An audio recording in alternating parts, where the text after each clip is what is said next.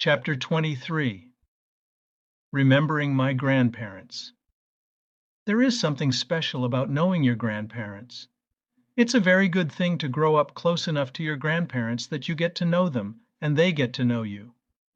My mother's parents were within a short drive, and my dad's mother was only a block away. First, my dad's father passed away when my dad was only 10 or 12 years old. He had been in an accident on the job with the railroad as a section supervisor. I believe that a load of railroad ties fell on him. He died a few days later.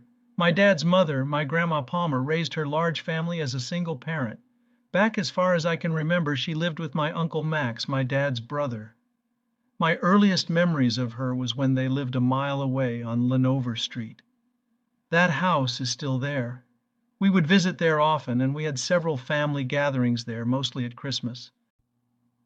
When I was about 10, they moved just down the street from us on the corner of Dale Avenue and Oakwood Avenue. Max bought a vacant lot, had a house erected but unfinished. All the family members would come over on the weekends and help complete it. That was fun for me because several of my cousins would come there with their parents, my aunt and uncles, and we got to play together. On one of those occasions, my cousin Donnie Treadway and I were playing on the railroad tracks across the street. There was a nice little hill down to the tracks, so we had an old car hood that we used to get in upside down and slide down the hill. We also would get pennies and lay on the tracks, so when a train came by, it would smash it into about a 4-inch round piece of copper. These tracks were very busy with traffic. The world's largest brick factory was across the highway, and Illinois' largest coal mine was just west of our neighborhood. One time a caboose on the end of a train had stopped right by us. A railroad worker came out of the caboose and asked us if we wanted to see inside of the caboose, so we stepped aboard to look around. Just then there was a big jerk and the train started to move forward. That really scared us. He said it's okay, we are just going down the tracks to the Hillary Yards. We didn't believe him, and we ran out the back and jumped off. That scared the living daylights out of us. My Grandma Palmer's house was not too far from my grade school. Sometimes I would go there after school for a visit, and my dad would pick me up on his way home from work. One thing that I remember that she made for me was scrambled egg omelet sandwiches with mustard. They were terrific. On my mother's side were her parents, my Grandma and Grandpa Graves. They lived on a small farm about 20 miles away, close to Perrysville, Indiana. We would go there quite often. On that same property was where my Uncle Ernie had his house with his family. Also, my cousin Joyce and Aunt Ruby's house was there. I loved the drive over to see them. That's when I would get to drive the car. First, as we got into the country, my dad would sit me in front of him and let me steer the car. As I got older, I got to drive the car by myself, learning how to use the pedals and shift the gears. Fun, fun, fun. My Uncle Albert never married and lived with my grandparents. He worked at General Motors for a few years, but he also went to work as a groom for harness racing horses. When he did that, he would live in a tack room at the track for several months at a time. He would go to a couple different tracks around Chicago, like Hawthorne Park and Maywood Park. He also spent some time at a track in California, maybe Santa Anita. When Uncle Albert was away, I could stay in his bedroom when I would stay at the farm for the weekend. That was lots of fun. Grandpa would let me ride on the tractor and even on the wagon when he picked the corn.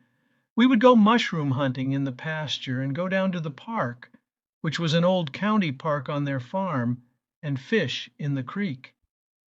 Uncle Albert served in the army in World War II. He had many stories that he told us about that time he served in Europe. He was a radio operator and had to be right out in the front lines to radio positions for the artillery fire on the Germans.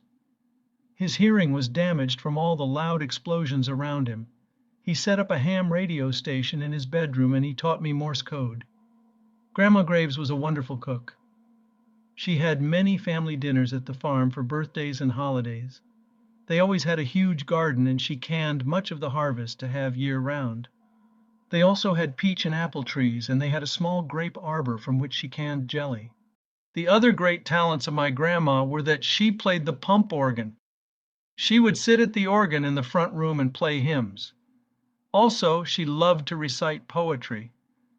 When I was just a small boy, she would read our favorite poem, Wynken, Blynken, and Nod, written in 1889. I still love that poem.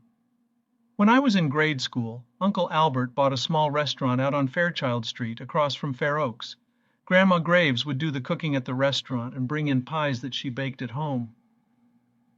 On some Fridays, my mom and dad would take me there for supper, and I would go home with Grandma and Albert, then come back Saturday to the restaurant. I got to sell candy from the candy case to the kids in the neighborhood. I could play the jukebox and pinball machines too. We'd do the same again Saturday night. I would go home with Mom and Dad on Sunday. Big time fun.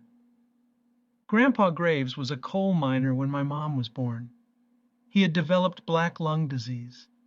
It finally took his life one morning as he drove over to the Flatiron grocery for the Sunday paper. They found him laying against the steering wheel of his car, sitting in front of the store. Grandma Graves eventually traded houses with Uncle Ernie, and then at the end spent a few weeks in a nursing home. I do have great memories of my grandparents. I am so glad that we always lived close to home. If we had moved away like so many do, I would not have such great memories. These are memories that I cherish and want to share.